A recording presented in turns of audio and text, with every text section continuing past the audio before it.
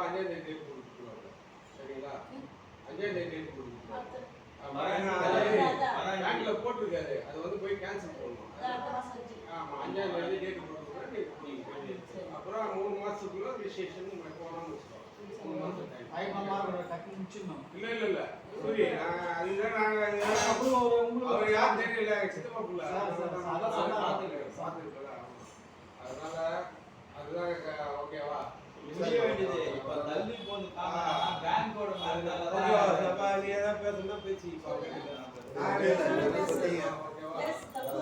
இல்ல அதுதான் எல்லாம் 3 மாசத்துக்குள்ள டைம் 3 மாசம் டைம் அதுக்குள்ள எப்போனா ரெஜிஸ்டர் பண்ணுவோம். ஓகேவா? ஆமா பேங்க் அடுத்த மாசம் வந்தாலும் அடுத்த மாசம் பேசி ஆமா அதுல 3 மாசம் டைம் நம்ம 3 மாசம் ஓகேவா? இல்ல எழுதி கொடுக்கணுமா நீங்க எழுதி தரணுமா நான் எழுதி தரணுமா என்னப்பா நாம நீதான் என்ன எல்லாத்துக்கும் ஒரு நாள் எழுதி 100 ரூபாய் பக்கத்துல பண்ணல. இப்போ வந்து எவ்வளவு அமௌண்ட்ன்றது மொத்த அமௌண்ட் இப்போ எவ்வளவு கொடுக்குறேன்னு எழுதிங்க. அதே மாதிரி செக் இந்த டேட்ல இவ்வளவு கொடுத்துருக்கணும். மீதி வந்து 3 மாசத்துக்குள்ள எல்லாம் முடிக்கிறேன்.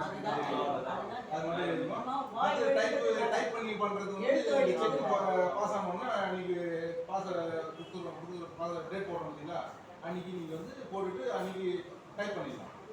இல்லை இப்போ டைப் பண்ணுறது டைம் இல்லை நல்லா சொன்னாங்க ரைட்டிங்கில் மட்டும் எழுதிக்கிங்க. ரெடி பண்ணி வந்துருக்கீங்க. இல்ல அவங்க மேல முழு நம்பி அப்படியே கொடுத்துட்டு போயிடுவாங்க.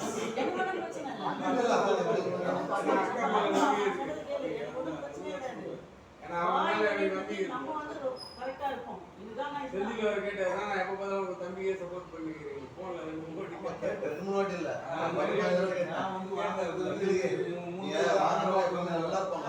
மூணு பேரோட தூண்டுறதுக்கு தான் வாங்குறேன் நான். எனக்கு வந்து முடியாத ஸ்டாரி போடுறது ஏதாவது பண்ணணும்ல அதுக்கு எவ்வளோ ஒரு 50-55,000 ரூபாய் செலவு பண்ணிட்டா போல அந்த ப்ராசஸிங் எல்லாம் 50-55,000 ரூபாய் செலவு பண்ணிட்டாங்க. அதனால தான் இவ்வளோ இது பண்ணுவோம். ஒன்றும் பிரச்சனை இல்லை 3 மாசம் நீ எடுத்துக்கோ. நம்ம ஓகேம்மா நம்ம என்ன கேட்டு அதை நீங்க விட்டு எல்லாமா என்ன 50 இருக்குதுன்னு வந்தா நானே நீ வந்தே பாருங்க அதான் முக்கியம் இல்லைங்களா? அதெல்லாம் நீங்க வந்து நீங்க ரெண்டாவது வந்து பேசல இடையில ஒரு 10 என்ன பேசுறீங்க என்ன பேசுறதுக்கு வந்து அதான் சொல்றேன் 10 லட்சம் வந்து பேங்க்ல எனக்கு வந்து எலிஜிபிள் ஆகலையோ இல்ல வந்து பேப்பர்ல எதுனா ப்ராப்ளமோ அப்படி இருந்ததுன்னா உங்களால திருப்பி ரிட்டர்ன் கொடுக்க முடியுமான்னு கேட்டேன். நீங்க என்ன சொன்னீங்க? என்னால கொடுக்க முடியாதுப்பா நான் கட்டிடுவேன் நான் அப்படின்னீங்க. சரிங்களா? கட்டிடுவேன் நீங்க. அதுதான் நான் கையில காசு அப்பதுல இருந்து வச்சுதான் இருக்கிறேன். பாருங்க இல்ல ஒரு நிமிஷம் இல்ல கரெக்டா தான் நீங்க சொல்றது. நான் கொடுக்க கூடாதுல நான் கையில அப்பவே ரெடி பண்ணி கேட்டு வாங்கும்போது பெரிய பிரச்சனை பண்ணலாம். எனக்கு இவரு அங்க வருகிறாரு இவருடைய மனைவி அது நீங்க எப்படி அம்மாவுக்கு அந்த மாதிரி என்னால முடியாதுன்னு நான் சொல்லி இது போட்டு என்ன தெரியல பேப்பர் வாங்கிட்டு பாருங்க.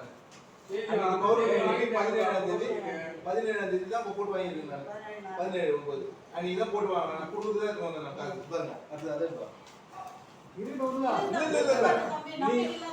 அண்ணன் வந்து கொஞ்சம் வருத்தப்படாது திடீர்னு இருக்கு உங்களுக்கு தெரியாது டெபாசிட் போட்டு பாருங்க தம்பி உரிமையோட திட்டலாம் நானு அதனால தப்பு கிடையாது. 27 இருந்து மறுபடியும் நான் எனக்கு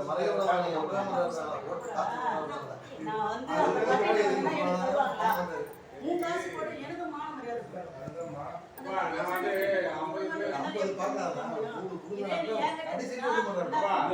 அங்க அவரோட ஆபீஸ்ல 50 பேருக்கு சீனியரா இருந்து எனக்கு கீழே வேலை செஞ்சாங்க.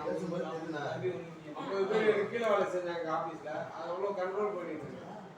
ஒரு வந்து ரிட்டையர்ட் ஆயிட்டா சரி இல்ல வேணாம் அவர் எதுவும் சாப்பிட மாட்டார். அவர் தம்பிக்கு